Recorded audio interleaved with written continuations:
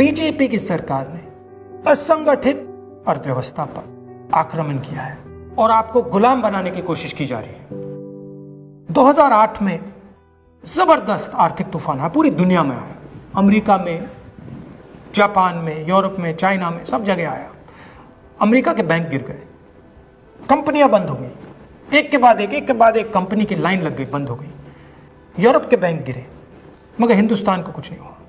UPA की सरकार थी, प्रधानमंत्री जी के पास गया और मैंने उनसे पूछा, मनमोहन सिंह जी बताइए, पूरी दुनिया में आर्थिक नुकसान हुआ है, हिंदुस्तान को कोई असर नहीं हुआ, कारण क्या है? मनमोहन सिंह जी ने कहा, राहुल, अगर हिंदुस्तान की अर्थव्यवस्था को समझना चाहते हो तो यह समझना होगा कि हिंदुस्तान में दो अर्थव्यवस्थाएं हैं।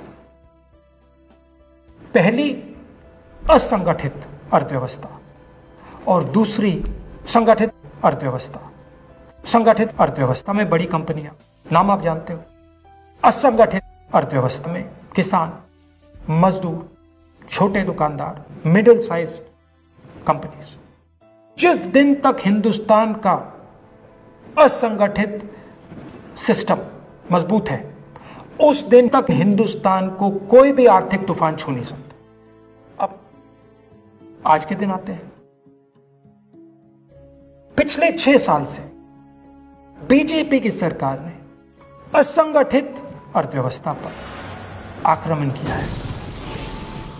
3 बड़े उदाहरण तो मैं आपको अभी दे देता हूं। नोटबंदी, गलत जीएसटी और लॉकडाउन। आप यह मत सोचिए कि लॉकडाउन के पीछे सोच नहीं थी। यह मत सोचिए कि गलती से आखिरी मिनट पे लॉकडाउन कर दिया गया है।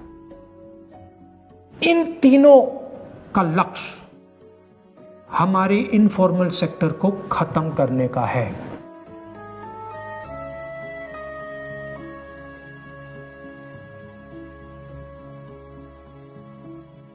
प्रधानमंत्री जी को अगर सरकार चलानी है, मीडिया की जरूरत है, मार्केटिंग की जरूरत है। मीडिया और मार्केटिंग 15-20 लोग करते हैं। इनफॉर्मल सेक्टर में पैसा है, लाखों करोड़ रुपए, जिसको ये लोग छू नहीं सकते।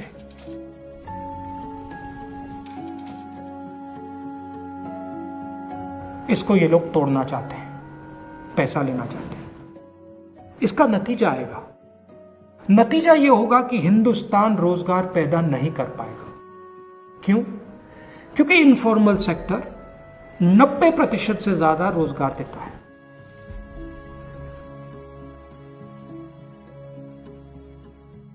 जिस दिन इनफॉर्मल सेक्टर खत्म हो गया, नष्ट हो गया, उस दिन हिंदुस्तान रोजगार पैदा नहीं कर पाएगा।